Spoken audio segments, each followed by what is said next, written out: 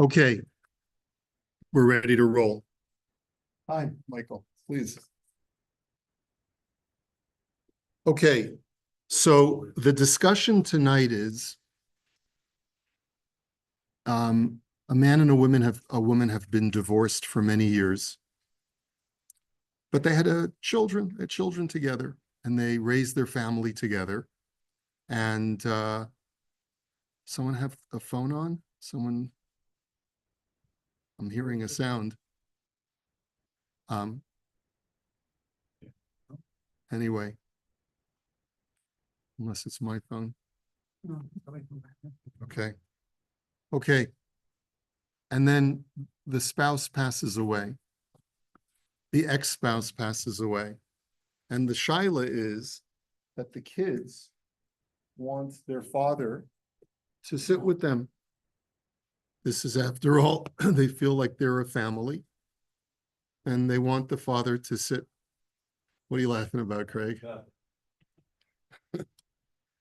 So the question is it A, permitted, B, appropriate for an ex-spouse to sit shiva for his ex?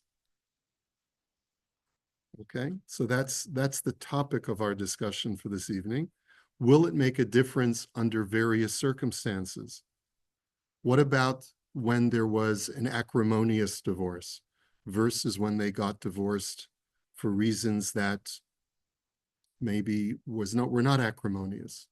Like in many situations where, let's say, couples divorced during the war, thinking that, just in case we get separated, I'll give you a divorce, and then, maybe we'll meet up again and we'll get remarried. And then the husband hears that his wife was killed, or vice versa. Would that be grounds to sit shiva? Okay, so will it make a difference whether there are children or not? Okay, will it make a difference if one of the spouses, the surviving spouse, is remarried or not? So these are all factors that will go into this shaila.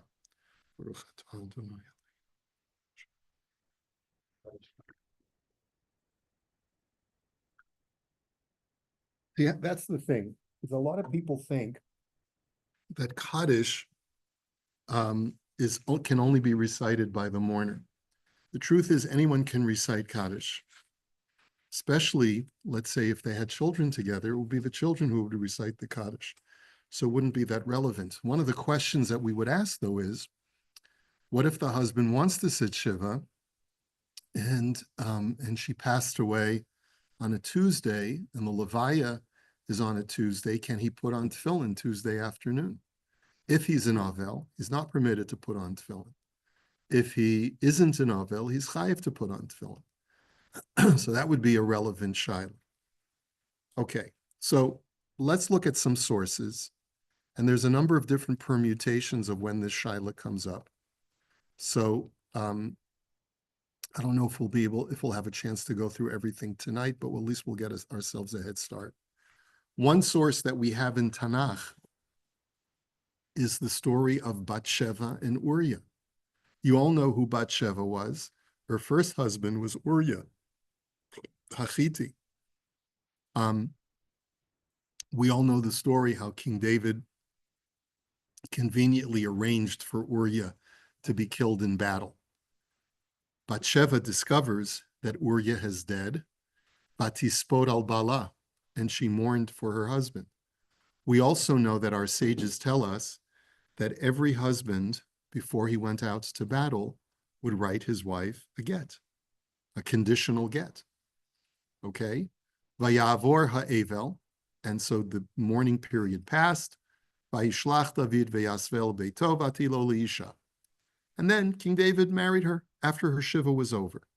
So one thing we know is that even though, at least according to the way that Chazal portray the story, even though Bathsheba was divorced from Uriah, she nevertheless mourned for him.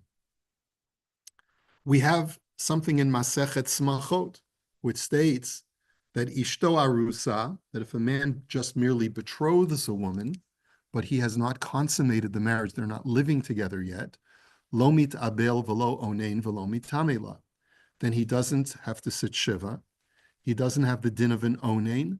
And if he's a kohen, he's not permitted to become tameh for her.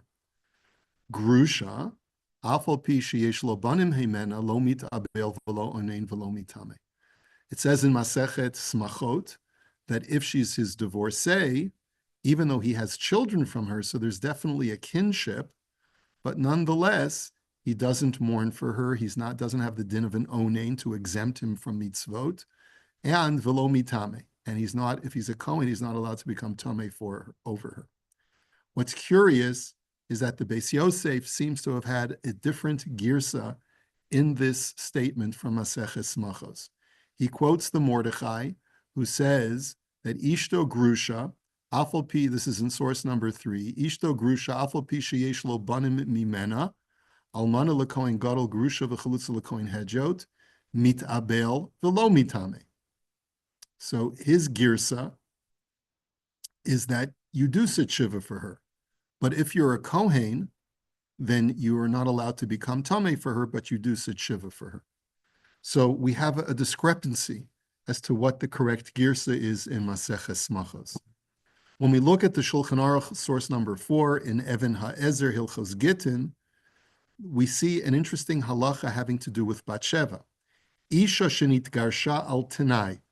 If a woman was conditionally divorced, where the husband would write, if I don't come back from this battle, you are retroactively divorced from the time I give you this shtar gittin, umeis haba'al, and the husband dies, eina tzricha lihisabel alav. She does not have to go into mourning over her. Aval ein iser bedavar im ritzona lahachmir al atzma livkos alav velotzeis achar mitaso. But we could understand in a situation like that a woman would be truly bereaved over the loss of her husband who gave her a get al tanai. And by the way, it wasn't just in David HaMelech's army that men would give women a get al tanai. The Gemara in Gittin discusses other instances where a husband could give his wife a get al tanai. Let's say he wanted to make sure that she wasn't an aguna. I remember there was a case, the man whose name was Beagleisen, he was on the top of one of the towers at 9/11. He called up his wife, had a 3-way call with the Rav, and said, I'm hereby divorcing my wife. It's a Maisa Shahaya, not just a couple of decades ago, because he wanted to make sure that if in the event that they could not find his body, that his wife would not be an aguna. And the question is she permitted to mourn for him? So the Shulchan Aruch paskins, she's potter, but if she wants to, she has a right to do so, to be machmir. Livkos alav v'lotzeis achar mitaso, to cry over him and to follow his casket at the Levaya. Yes, Eddie? In that situation, somebody goes to war. I understand them being divorced, if there's a suffix whether they have died or not. But if somebody is killed and you know they were killed, is the person retroactively divorced, or they're just... The condition was, if I don't return from the battle, you are hereby divorced from now. The reason why they wrote it that way is because many times you couldn't ascertain who was who. A lot of times corpses were felled in battle. They could have been decapitated, and there was no way to absolutely verify the identity of the fallen. And so this was a way of making sure that the woman would not be an aguna. But that I understand. I'm just saying, if you are able to ascertain that person is killed, it wouldn't make a difference. The terms of the get are, if I don't come back, you are hereby divorced. So the Beis Shmuel, commenting on this sif in Shulchan Aruch, says, what would be the concern? Why would we say, well, we don't want you to mourn at all? What would be the concern? What would be the maris ayin factor? Like what mistake could people potentially make? Well, he's dead, right? So that's not the concern. Oh, would there be a concern? Well, okay, maybe, I suppose. The real concern is, as the Beis Shmuel says, sheyomru dihi almana v'lo grusha. People will say that she's an almana and not a grusha, because there you see she's bereaved. Normal, a divorced woman is not bereaved over the death of her ex. This woman is bereaved, and so our concern is the rabbis will let her marry a Kohen. as her second husband, and that's going to be a bad thing. Okay, understood that that's the concern.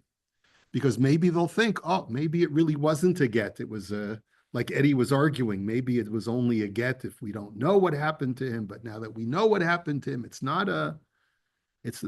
was never a real get. And it's based on that the Pischei Tshuva quotes a number of different tshuvas, including the Tshuva Me'ahava, Shekosav Dafka Osam Dvarim Shezachar Harama, Lahatir Dahainu Livkos Velotzeis Achar Mitaso. We would only allow her to attend the funeral and to cry at the funeral. Avolo lilbosh shechorim makol shekain lo his abel zayin velamid ukriya v'chayotzebo. But we would not allow her to sit shiva. We would not allow her to wear black clothes, which was the minhag. We would not allow her to have a shloshim. We would not allow her to tear her clothes. This is, and then in the tshuva of the Be'er Sheva, he's even more machmir, and he doesn't allow a woman who was divorced al tanai to do anything to demonstrate any kind of avelus out of concern. That work, vice versa for a man, for a woman, like you said earlier with tefillin, and if you're... Right. So the argument that Robert's making is this should only apply to a woman, right? That we wouldn't allow her to express any mourning. But why wouldn't we allow a man to express mourning? So let's take a look and see what the Be'er Sheva actually says. And this is really just a snip from the Be'er Sheva. Va'ani ba'anyi omer, afal gav she'in mamish b'divreihem be'inyan hatam livgam shenasnu ledin ba'omram shimtase echad mehem tibotel hagate. Some people were concerned that by expressing mourning, it's showing that she really loved her husband all the time and she wasn't willing to go ahead with the get. That's what the concern is, and maybe it would nullify the get. He's minatam shekasav beis Yosef mikol makom yesh mamash b'divreim beikra dedina she'asala lihitbalel alav. But I still hold that she's not allowed to express any form of mourning for her husband. The time of Rabba Ika b'milta shelo yetze laz al haget al tanai she'in bo mamish v'yavo lahatira lihinasi lakohen. Exactly what the Beit Shmuel says. We're worried that people will think that the get was null, and they'll come and say that she's allowed to marry a Kohen. V'lo al get al tanai ze bilvad yesh lachus kein shelo yetze alav laz, ela al kol get al tanai yetze laz she'in bo mamish. And this is true that every get that's written al tanai may fall under the same suspicion if we allow a woman to mourn in any situation where she had already received the get. Uchvar matzinu beduchdei tuva shechashushu chazal ki gavna. The kain kosav beheja harav hamuvak maharash luria bahagasa lutur besimin shinayin dal b'shem mahara Yitzchak bar Moshe halach lemaisa mitam shekasafti. So he says, and I also have support from other rabbanim. Umasha kosav beis Yosef de'ein bittul ela beish shehaisha mitgareshet shlo ladaita. Okay, we'll skip over that last part. Fine. So the Be'er Sheva is very clear that his reason for not allowing her to mourn at all is out of a concern that people are going to think that she was never a divorcee. In the Shilos Tshuva Siach Yitzchak, these are all 18th, 19th century. He quotes the Ramah in Even HaEzer Siman Kuf Mem Hey, Bahaga, quoting the halacha that we just saw. Isha shenit garshal tanai umei tabal, eina tzricha lihitabel alav, aval ein iser bedavar, imertzona lahachmer al atzma livkot alav v'latseis achar mitaso. He quotes the Pischei Tshuva, that he quotes, who quotes the Be'er Sheva, that she shouldn't even cry at all, should not attend the funeral. And then he says, what about the pasuk of Eshes Uriah, ki meis Uriah isha vatispod al baila? What are you going to do with Bat-Sheva? She received a get al tanai, and apparently it was permitted for her to do so.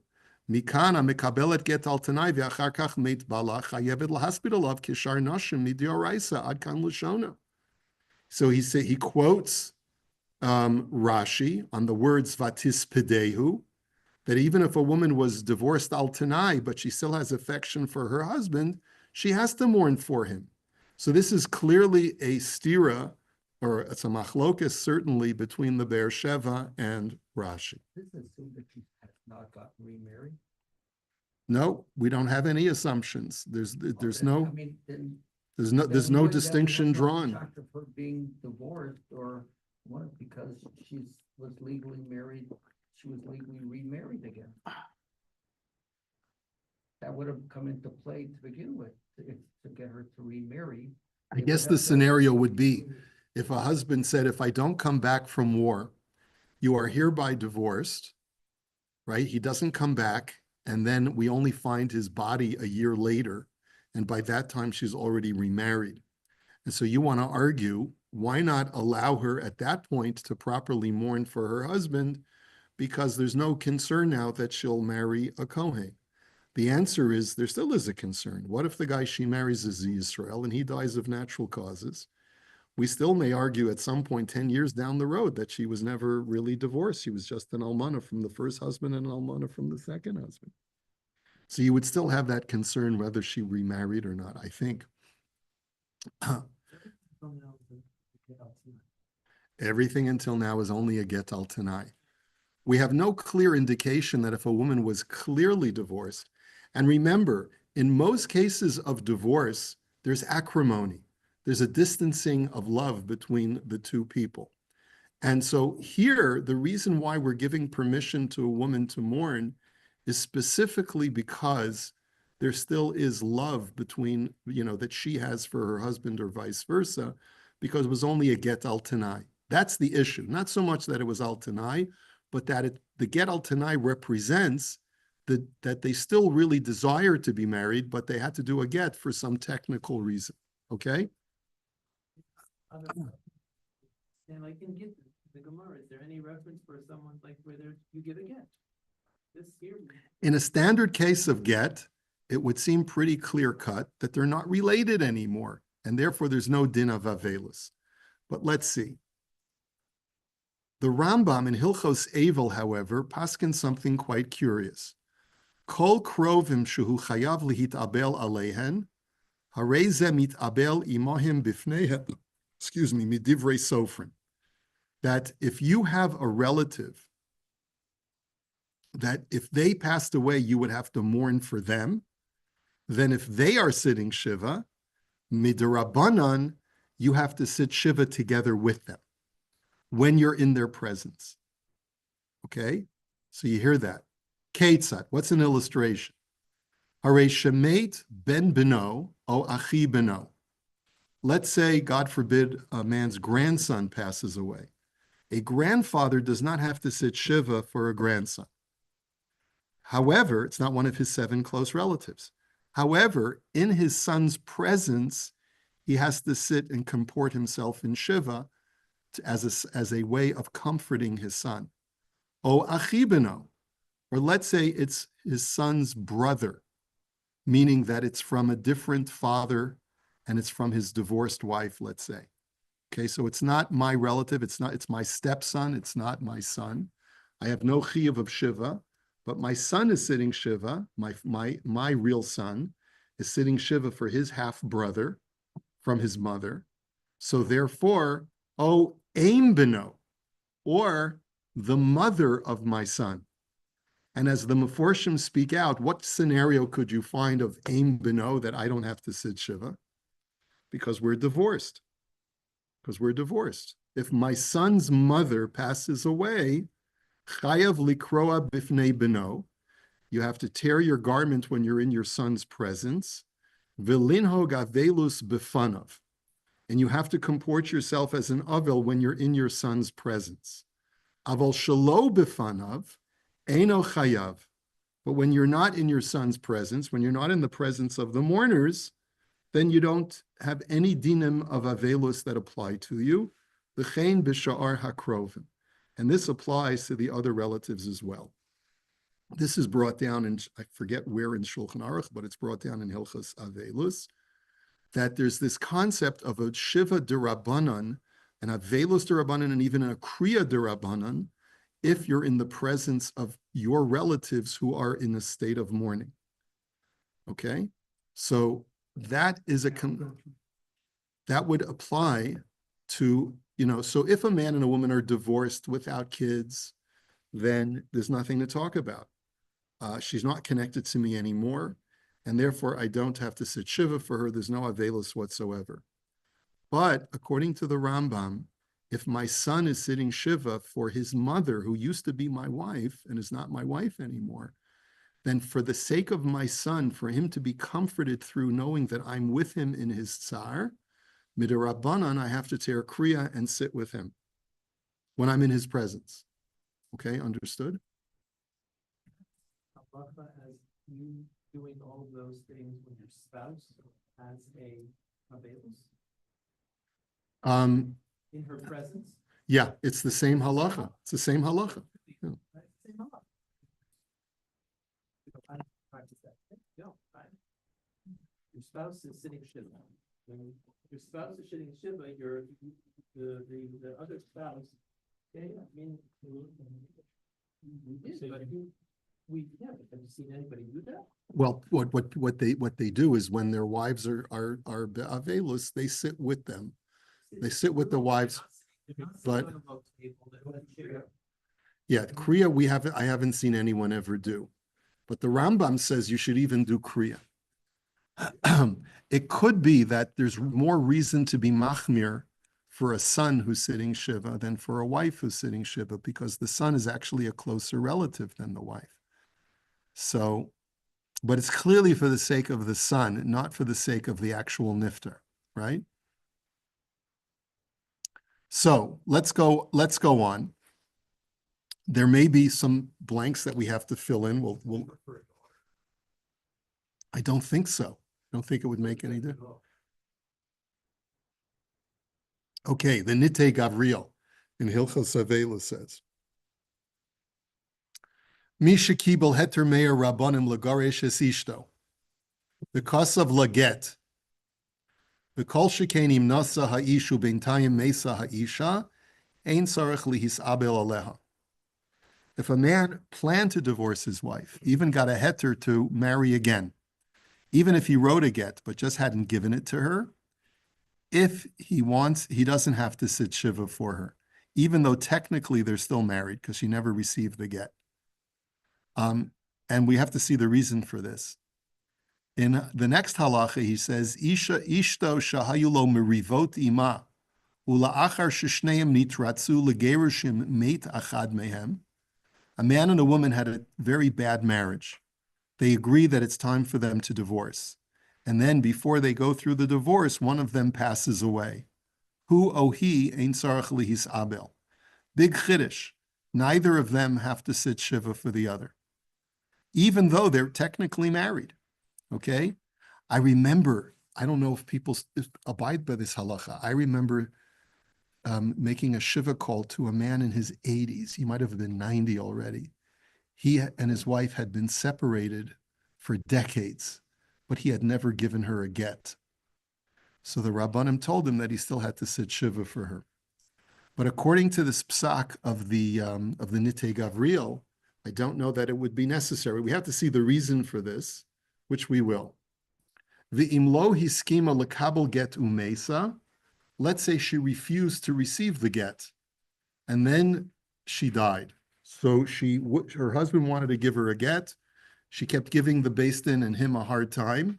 Yesh machlokes hapoiskim v'yishal she'elas chacham. There's a machlokes in that situation, and a person should ask a shaila. V'chein isha shemes baila shahaya ma'ana u'makeh ota ve'ena mitzta'eret klal al moto. Let's say a woman was married to an abusive husband, and he used to beat her, he used to curse her, whatever, and she is not sad at all when he dies. Ein sricha lihit abel, v'chein baba'al b'mot ishto. He doesn't have to mourn for her. And similarly, if a man was constantly abused by his wife, and then she dies, even though they never even talked about a get, he just didn't love her, and he's actually relieved that she's dead. Okay? He does not have to sit shiva for her.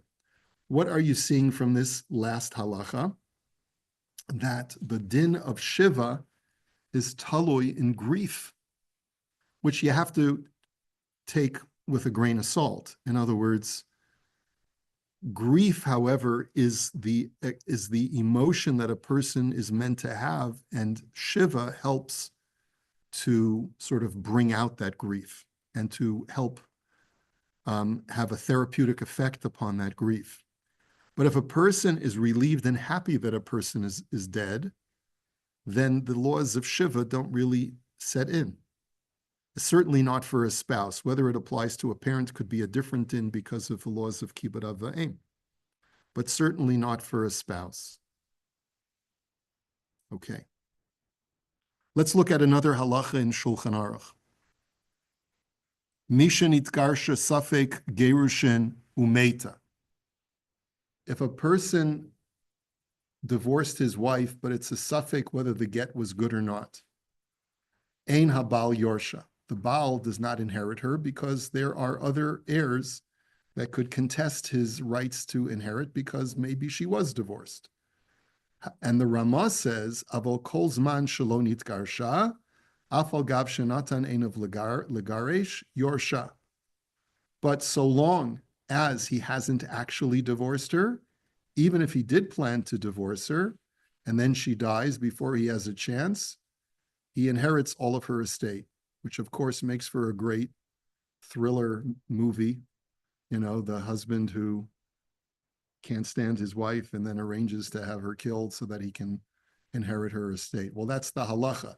Not that you're allowed to get her killed, but that if she dies before you have a chance to divorce her, even if there was no love in the marriage, the husband still inherits her as the primary heir.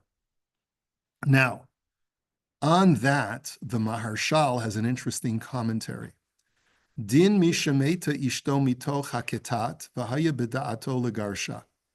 That if a man and a woman had a bad marriage, they had an acrimonious marriage, and before he had the chance to divorce her, she died, ein sarach lihisabel aleha leishev zayin yemei avelus. This is the source for Rav Zinner's halacha and the Nitei Gavriel, that he doesn't have to sit shiva for her. So the psak is Kasav Rashbam beperik mi shemes, that mi shemesa ishto mitoch kitata, that if a woman dies in the midst of an argument with her husband, v'haya b'daitu legarsha, and he had in mind to divorce her, eino yorsha, he does not inherit her. That's what the Rashbam writes. Now, we don't paskin like the Rashbam because it is contradictory. So the Shulchan Aruch is saying not like the Rashbam. It's disagreeing with the Rashbam. Umaisa baliyadi be'echad shahaya b'ketati mishto v'haya lo das bar legarsha v'toch oto ketat meta v'horeiti lo shelo leishev zayim me'avela. So the Maharshal says that I had a situation like that. Man and wife got into a big fight. Before they had a chance to do anything, she passes away. And I paskin for the husband that he should not sit shiva for his wife. V'shelo lihitabel aleha, not to mourn for her. V'heveti raya midivrei harashbam. And I brought proof from the Rashbam, even though we don't paskin like the Rashbam. Shepasa kach afilu le'inyan erushas habal shehu deoraisa. V'neilef minei kal v'chomer le'inyan avelos shehu l'kulei alma midarabanan depoter me'avelos. Now, the Rashbam was talking about Yerusha deoraisa, that once you had in mind to divorce her, you don't inherit your wife, even though the Torah entitles you to that inheritance. Certainly, when it comes to a din derabanan, we would be lenient and exempt the husband and treat him like he's already divorced from her, and not require him to sit shiva for his wife. Va'af shekasafti sheles l'divrei Rashbam, hainu mishum desvirolan da halacha kerabanan desavri aliba de Reb Yehuda sheish lebal peros at shas nesina. But he says, and the reason we don't paskin like the Rashbam is because there's a machlokas tanoim over there about the husband's rights of Yerusha, which we won't discuss now. But as far as Avelis are concerned, Bifrat me'achar she Yerusha sabal de'oraisa, abo minayin lanu l'chayvo ba'avelos de'rabanan. But why would we hold the husband liable to sit shiva, which is only a rabbinic law? And if there's even a suffix on a de'rabanan, we're always usually lenient. Ve'od me'achar de Reb Shimon de Savar kemen shnas en enev lagar shuv ein lo peros im kain kal v'chomer le'inyan avelus unehi de chachamim cholkim v'halacha kavasayhu mikol makom halacha kemekel be'evel. He says, we're always more lenient in avelus if there's a machlokes. So therefore, in this kind of situation, we would definitely not hold the husband liable to sit shiva. Now, he says, furthermore, he says, va'od, and this is an important line from the Maharshal. Eich ya'aleh al da'at ha'adam laha'avilo ma she'en libo avel. Why should we, who would ever think that a person should be required to mourn if there's no mourning in his heart? If he doesn't love her anymore? If he's not upset that she's dead? Ve'ein yomar lefanav, and there's no bitterness in front of him. Unehi de be'evil mamish l'cholku rabotenu bein ohev l'sonei, hacha yesh ve'yesh l'chalek. And now I will grant you, he says, when it comes to other relatives, there is no distinction between whether there's love or hate between the relatives. But apparently the Maharshal holds that with spouses, because they're not blood relatives, there's only that connection between them if there's love between them. But if there's no love between them, there's no basis for the husband or the wife to be in avelus. Va'od hasam acher deisle kurva begabe afilu husono mikol makom besaruhu v'nichmer rachama v'shaych be'avelus u'meris halev. He says, when it comes to blood relatives, even if they didn't care for each other, there's a natural affinity and grief when a sibling passes away, no matter how little you may have spoken to that person over the course of your life. If it's a brother, a sister, a child, you may not have had any love between the two of you, but there's still grief because it's your blood, right? He says, "Aval ki haygavnu kuli alma modu dechashiv le belibe ki ilu azla mine." But in a case where a couple had a bad marriage, even if he hadn't yet divorced her but had in mind to divorce her, it's as if she's completely gone from his heart, from his emotions. And there's no, therefore, any basis for mourning or bitterness in the heart. So the Maharshal says, when I first paskin the Shaila, the Oilam, the Velt, they were shocked. And they couldn't accept what I was saying. Like they thought I was from Mars when I told them that if a couple had a bad marriage, the husband doesn't have to sit shiva for the deceased wife. They couldn't accept it. Rav, what do you mean? How can you possibly say that? They were married. Of course he's got to sit shiva. So therefore he says, V'shalachti devarai lezikne Yerushalayim. So I sent the Shaila to the elders of Jerusalem. Now this is the Maharshal is what, 17th century? 17th century. So who's in Yerushalayim? I have no idea who's in Yerushalayim at the time. I have no idea who's there. Maybe this is before the Talmidim of the Vilna Gaon are there. I have no idea who's there. But v'kasav li zaken echad v'chacham mufla shechachme Yerushalayim hiskimu lekal v'chomer shadanti midivrei harashbam. And one of the elders wrote back on behalf of all of the elders of Jerusalem. There may have been a handful. Who knows how many there were at the time?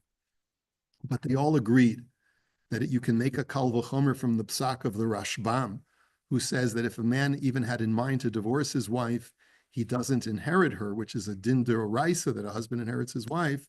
Certainly, therefore, with dinei avelus, which is only d'Rabbanan, we can certainly be lenient. So what you see over here is that there's bichlal no inyan of sitting shiva for a divorcee, for a divorced spouse. And you can go even as far as to suggest that even if they were not halachically yet divorced yet, but there was in mind for them to be divorced, or she refused, or he refused to give the get, but there was tremendous acrimony, there's definitely room to say that neither spouse would have to sit shiva. Okay, we're still only scratching the surface. What have we seen so far? So far, what have we seen? When a get is given al tanai, so there's still compassion and love between the couple. she is exempt from sitting Shiva for him, but she's permitted to do so with limitations so that the Welt does not get the impression that she's an almana instead of a grusha. On the other hand, we saw from the Rambam that if a man's wife his ex passes away, there may be a requirement for him to sit Shiva midurabanan while in the presence of the mourners, his children who are mourners for their mother. And then the next thing that we saw from first from the Nitei Gavriel, and then we dug deeper to see who he's based on, is the Maharshal says that in a situation where there was even the intention for divorce, but she died before that intention could be realized because there was no love loss between them. So then a husband or a wife does not have to sit Shiva if they don't want to for the husband. Okay, now let's take a look at the Pischei Tshuva, who is going on this siman in Hilchos Even HaEzer as far as inheriting the wife, where it says that even if a husband had in mind to divorce his wife, he still inherits her, and that's where the Marshal chimes in, but he doesn't sit Shiva for her.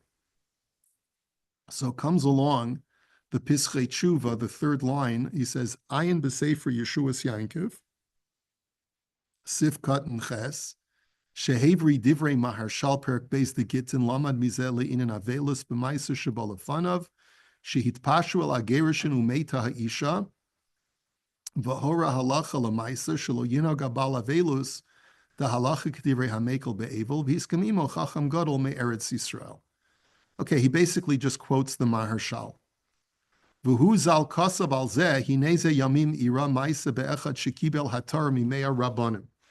And this is where the Yeshuas Yankiv says, based on this Maharshal, we had a case where a man had received the heter meya rabbanim to go ahead and remarry when his wife refused to accept the get. V'zicha get li'ishto beini ubeini mesa alav ishto. Ve'amarti debazek kedai Maharshal lismoch alav shalolino gavelos afilu klal keven shekvar zicha lahaget ayin sham. The Yeshuas Yankov said, I'm not prepared to accept the psak of the Maharshal in all situations where there was acrimony between a husband and wife, but certainly in a situation where the husband had already written a get for his wife, had already given it to someone to accept on her behalf, but it was never delivered to her, then he says, you can surely rely on the Maharshal. So it's not so clear that everyone agrees with the Maharshal and under what limitations the psak of the Maharshal applies. Okay?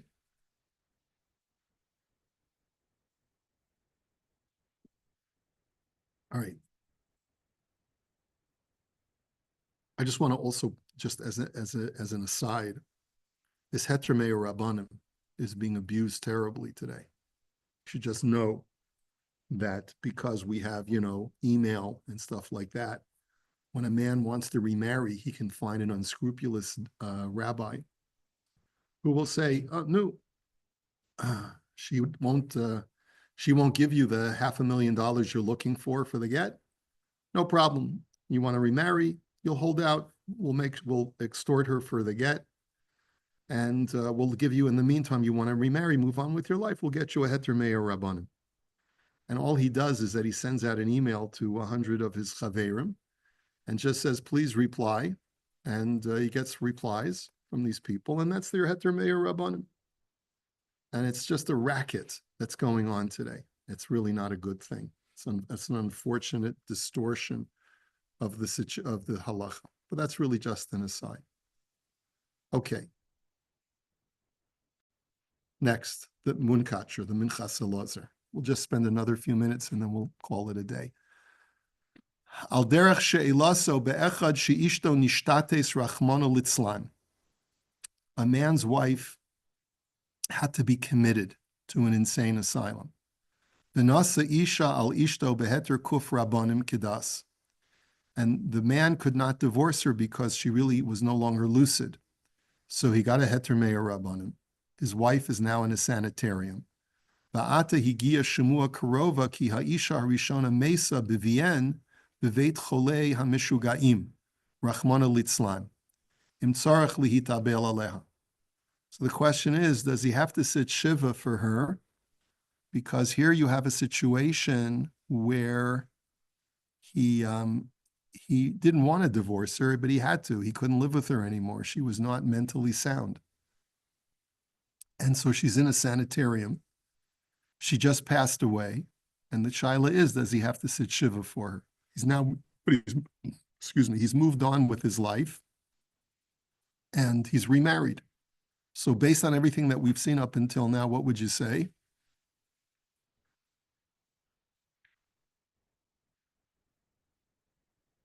Oh, well, because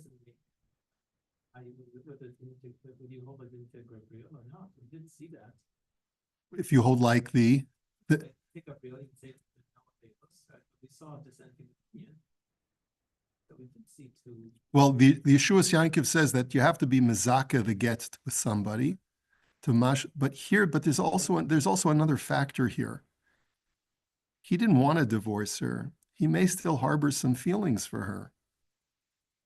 In other words, why did he move on with his life? He couldn't live with her anymore because not so much that it's a get al tanai, but she never really received the get halachically because she's not a bardas, so she can't receive the get. And There were right, so you can give her a get. So she didn't have to have. she doesn't have to have the. I'm not sure if that's correct. If it doesn't have to be lefidaita. If she becomes a shota, whether she can halachically be divorced. I don't remember what the halacha is, Simi. It could be kol haroy bila ein bila ma'akeves v'chol shein roy bila ma'akeves in that case. So I'm not really sure if you can even say that she's divorced. But the question is, let's assume that she's not divorced. Because she never received the get. She never received the get. You can't say that she's actually divorced. So the question is, he doesn't write that. He just says that he got a heter meir rabbanim to move on. So it sounds like he's still halachically married to her. His current marriage? No, because bigamy is permitted if not for the cherem of Rabbeinu Gershom.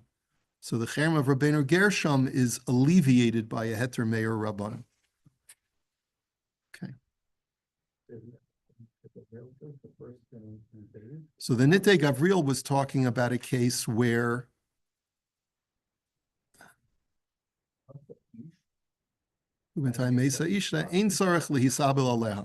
but is he talking about a case of insanity? Or is he talking about? Yeah, it's left open. So that's He says he got married. yeah, he got married in the meantime. So let's see what the Munkacher says.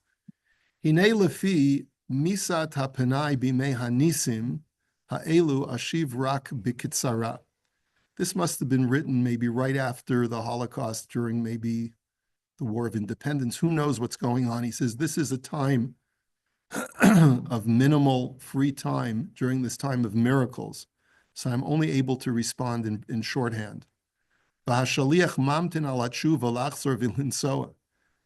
waiting mamish at the door for me to respond, for me to write this tshuva and to take the psak with him back to wherever it came from. Ki lefi ani asdaiti yesh lismoch al das Rabbeinu Maharshal biyam shel Shlomo be'echad shahilo kitati mishto v'hiskin b'daito legarsha uvetoch kach mesa de'ein tzarach lihisab leha v'chein hora lahalach lemaisa b'Yeshuas Yankiv Even HaEzer. So he quotes the Maharshal that you don't have to mourn over a wife that you got into a fight with, that you had an acrimonious marriage with. And he says that the Yeshuas Yankiv paskind. Now, if we remember, we saw in the Pischei Tshuva that the Yeshuas Yankiv was only prepared to be mekel if, there was already a get that was received on her behalf, et cetera, et cetera. Bifrat be'uvda dahanidon shenasa kvar acheres. He says another reason for us to be lenient is because this man has already remarried. V'hata'amim sherot zalahachmir machmasam b'teshuras shai lo shayachim kan. There's a tshuva sefer called Teshuras Shai who says that you should be machmir and you should sit shiva for her. He says they don't apply here. The mashakos of kevin shemeso v'libo davoyo leha umarlo kevin demashalokach heter benishtates hi anusa v'hu anus. The Teshuras Shai also deals with a case of insanity.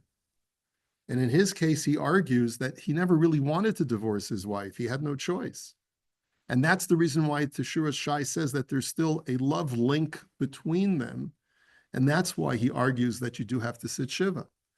Amnam bazeh keven shehichlito harofim she'ein trufa lamachlasa.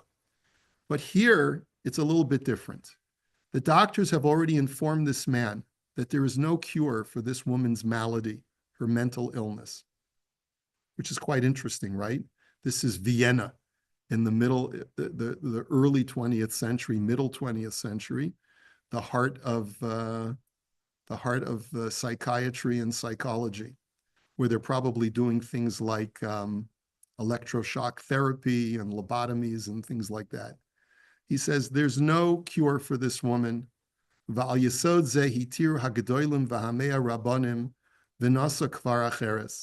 it's on that basis that this man decided to move on with his life and marry another woman. He says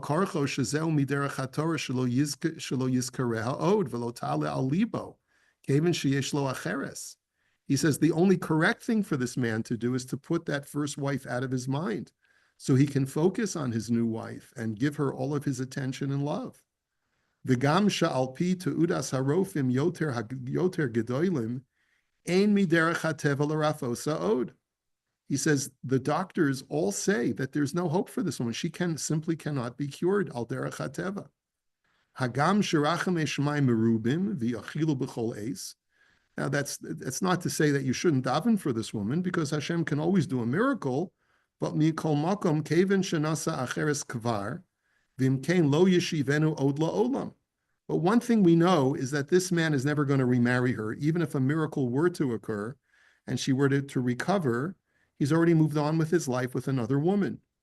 It's like that, what was that movie where a guy falls into a coma and his bride moves on with her, his wife moves on with her life, and then she marries another man, and then 20 years later he wakes up.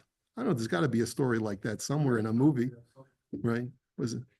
Okay. The im shenoimar, the im kol ze libo davai, the shayach lahachmir mitam hakaso v'acharisa ki yomar. He says maybe you'll still say, but he still feels terrible and broken up that he's not that she's passed away. This was his childhood sweetheart, whatever. Mikol makom keven shirainu be'es shigaona zemiros to'im belashon le'umim v'shirei agavim v'chule nosher mitoch pia. Listen to what he writes. This is charif, okay? He says part of the symptoms of her mental illness is that she's singing secular songs. Okay, it's like what secular songs? She's singing from the Glenn Miller Band or something like that. She's singing Goyish songs, love songs. He says, kimat tamid, almost all the time in her state of mental illness. V'havikai da amrinan b'chagiga perik beis, kol imra da havinaki agav ime solik, u'michlal hein ata shomei alav. So I don't remember the case over there. Any sheep that was clean via its mother, you can naki agav ime solik. But in other words, what he's bringing out from this line in the Gemara, that you see very clearly that there's something deeply problematic about her neshama. If in her state of mental illness, she's constantly singing secular love songs. And